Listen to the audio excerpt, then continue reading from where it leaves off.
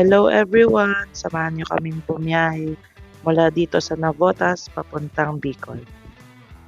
Sa biyaheng ito, ang gamit natin ay dalawang motor na NMAX. Together with my mom, my dad, my husband and me, tara, libutin natin ang Bicol.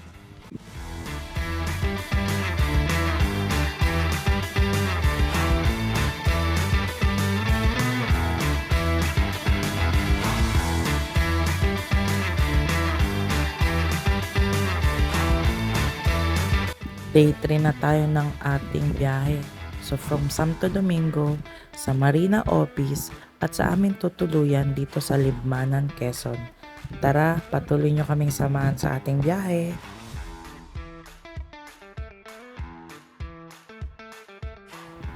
Good morning, Mayon. Thank you sa pagpapakita ng iyong ganda bago kaming bumiyahe pa Manila ulit.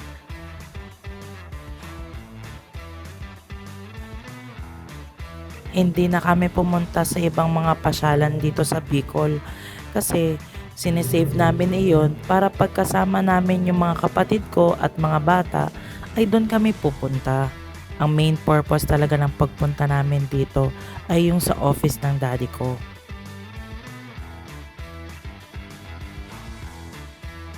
Gayon pa man, kung ano na lang yung madadaanan namin dito, yun na lang yung pupuntahan namin.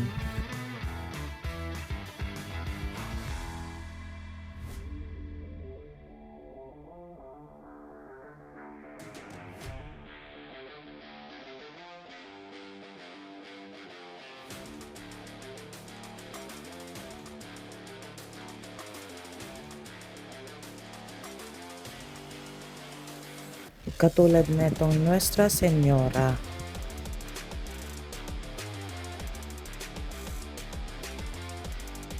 Ang ganda niya at ang ganda din ng view ng Mayon. Nakakatuwa. Pinag-isipan talaga kung saan siya ilalagay. At dahil dyan, picture taking muna. Picture na may kasamang video para mapakita namin na nakapunta talaga kami dito. Ang sayang makita na ang mommy at ang daddy ko ay nakarating dito ng malakas pa. O ayan, ako naman picturean nyo, lagi na lang kayo eh. 1, 2, 3, smile! Thank you Lord sa magandang panahon. Thank you Lord sa magandang view. Naalala nyo ba yung mga nagvi-video sa mga attractions? Yung meron pa drone shot? Ito, ginawa ko sa mommy at daddy ko. Ang saya.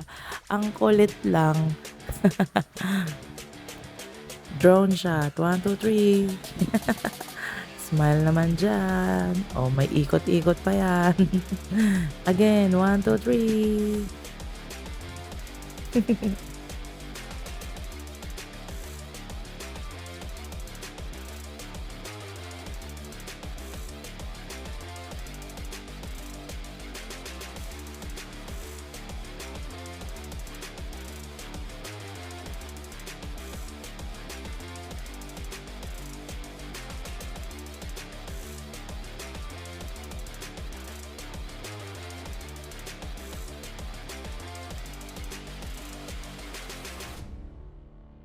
Kumusta ang biyahe? Napagal ka daw? Marina, pinagluto taka na Bicol Express. Pansit pa ito, igwang laing na may siling labyo. Ay, labuyo.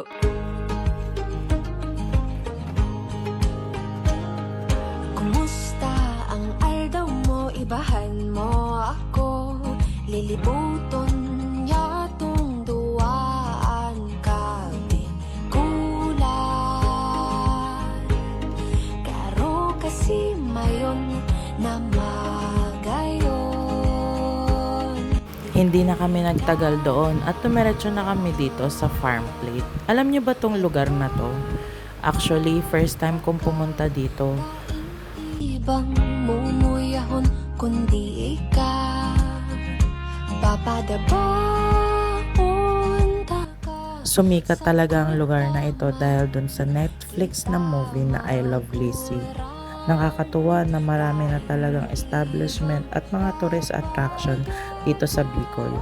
So, kami ni husband ay first time namin dito at ang aking mommy at daddy ay second time na nila. So, parang sila yung naging tour guide namin. Nakakatuwang makita na ang ganda-ganda ng lugar na ito. May entrance pero hindi naman malaki. Pwede nyo din iwan ang inyong helmet or mga belongings doon sa counter. Magbabayad lamang kayo para doon sa safe box.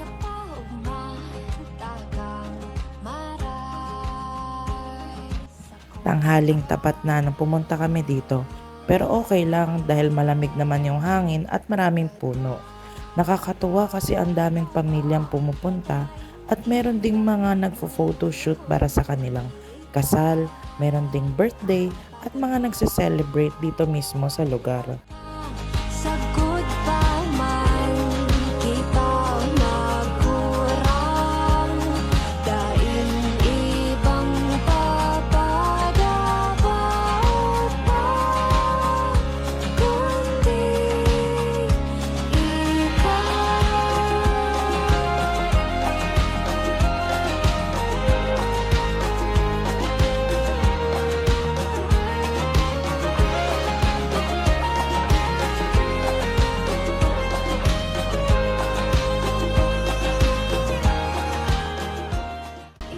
Ang farm plate pala ay meron ding libingan ng mga hayop katulad ng mga aso, pusa at kung ano pang inyong alaga.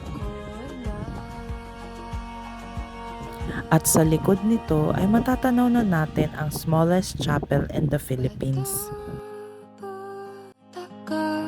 Tayong ibang umuyahon kundi ikaw. Mahal kita, walang ibang gugustuhin kundi ikaw. Mamahalin kita hanggang sa ating pagtanda.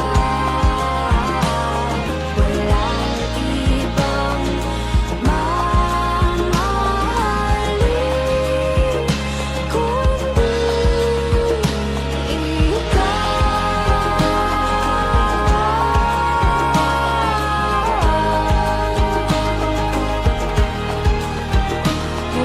Walang ibang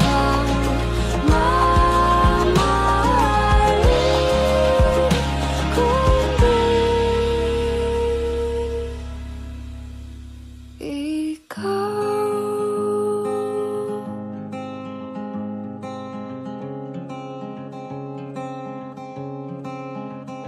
Walang ibang mamahalin kundi ikaw. At sa pagstay namin dito sa chapel, syempre kailangan natin magdasal. Sa patnubay sa araw-araw, gayon din sa pagbiyahe natin.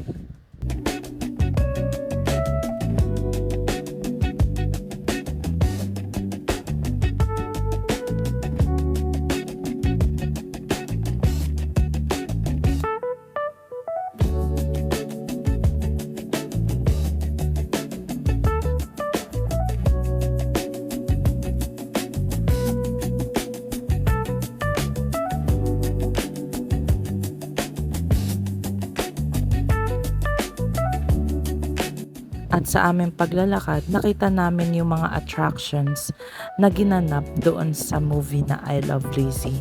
Katulad netong red na sasakyan at itong tower na ito kung saan doon siya uminom at umiiyak.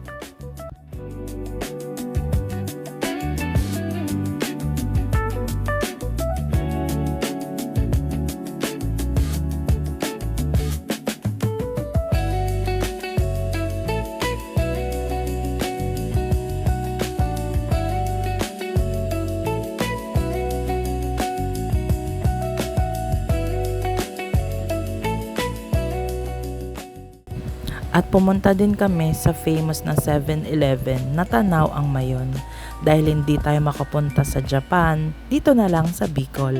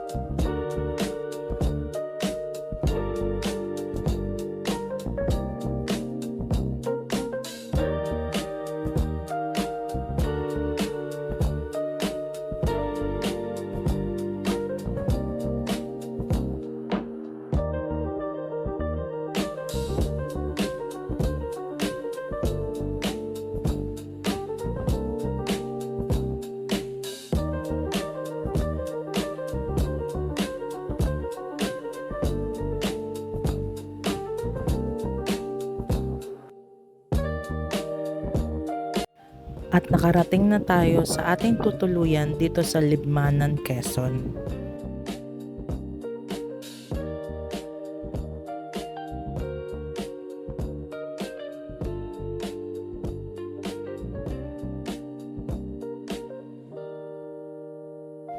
Challenging ang pagpasok ng mga motor dahil ang gamit nila ay kahoy na tulay lamang.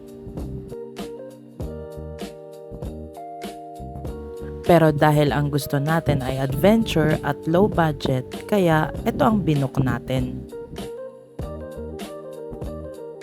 At nagpatulong na nga para ipasok ang isang motor dahil nakakatakot talaga. Kung makikita nyo ay tagpi-tagping kahoy lamang ang kanilang tulay.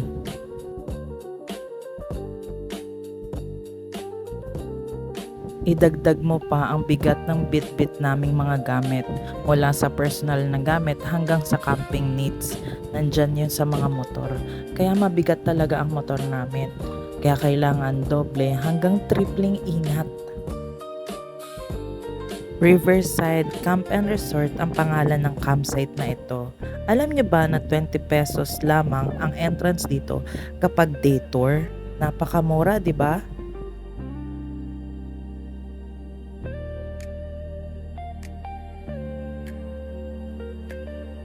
At ito makikita nyo sa tulay nila, nakahoy lamang ang ginamit nila. Medyo nakakatakot pero sturdy naman. Sabi ng mga lokal ay talagang pinapasok nila ang mga motor dito.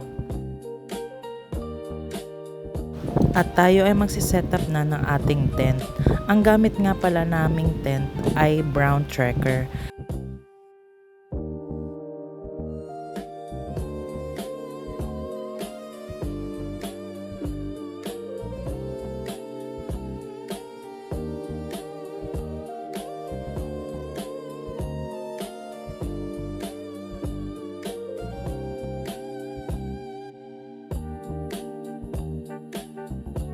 Day 4 na tayo ng ating biyahe at pabalik na kami ng Manila.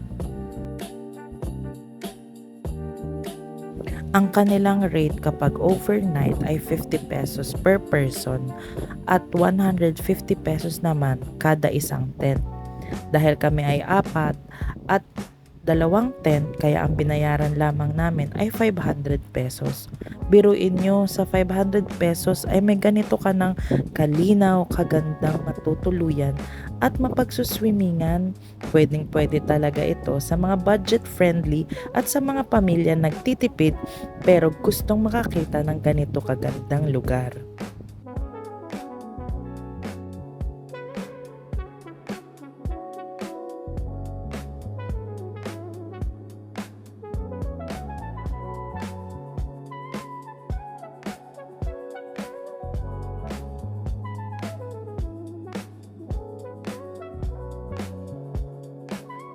Maraming salamat po sa Riverside Camp and Resort sa pagpapatuloy sa amin.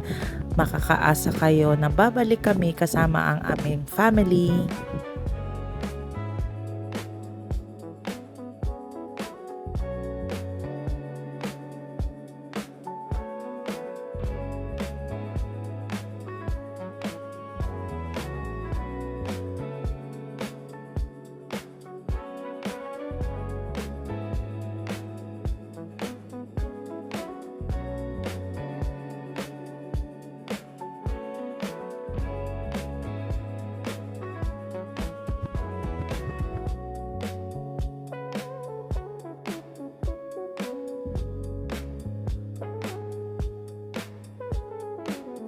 At dahil lunchtime na, kumain muna kami dito ng kinalas. Sabi ng nagtitinda dito, ito daw ang kanilang famous na pagkain. At tayo nakakakalahati na sa ating biyahe. 200 kilometers na lang at makakauwi na tayo ng Manila.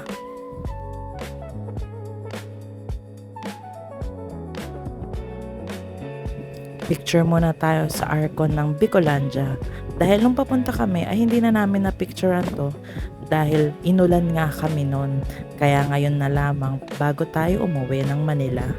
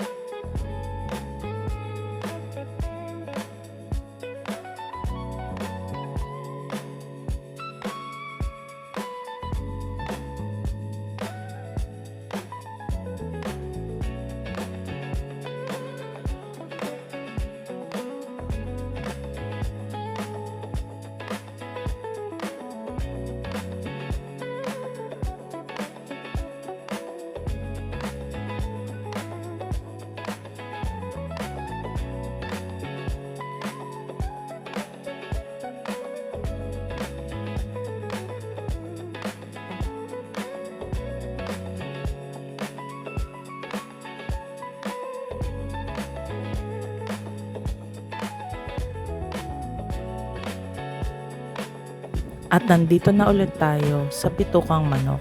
Dito muna kami ulit magpapahinga dahil mainit na ang panahon. Kailangan na ulit mag-recharge.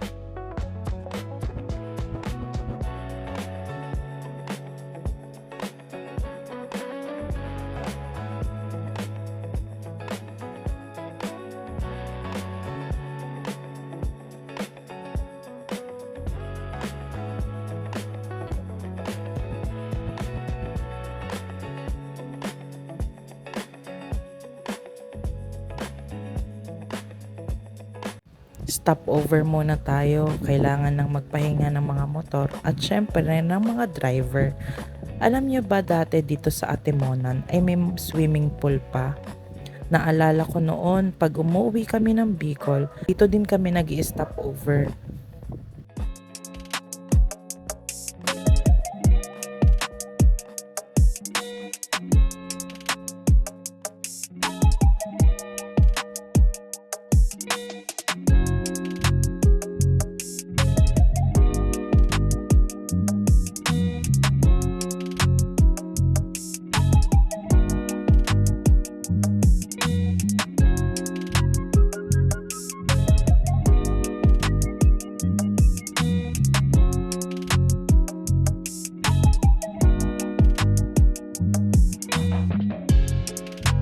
Kinda tired trying at this. At tayo ay nasa Rizal na. Konting tiis na lang, malapit na tayo sa Navotas. I've been running out of luck, yeah. Said I've been running out of luck, yeah. Said I've been running out of luck, yeah. Said I've been running out of luck, yeah, yeah, yeah, yeah. Kinda tired. Maikli man ang panahon ng aming pagbiyahe papunta sa Bicol, ay masasabi kong nag-enjoy talaga kami. Lalo na ako, kasi ang tagal ko na bago nung nakauwi pa ako sa Bicol. Pandemic pa nung huli, kaya tinatreasure ko talaga itong biyahe na ito. Lalo na't kasama ko ang mami at daddy ko at nakamotor pa kami.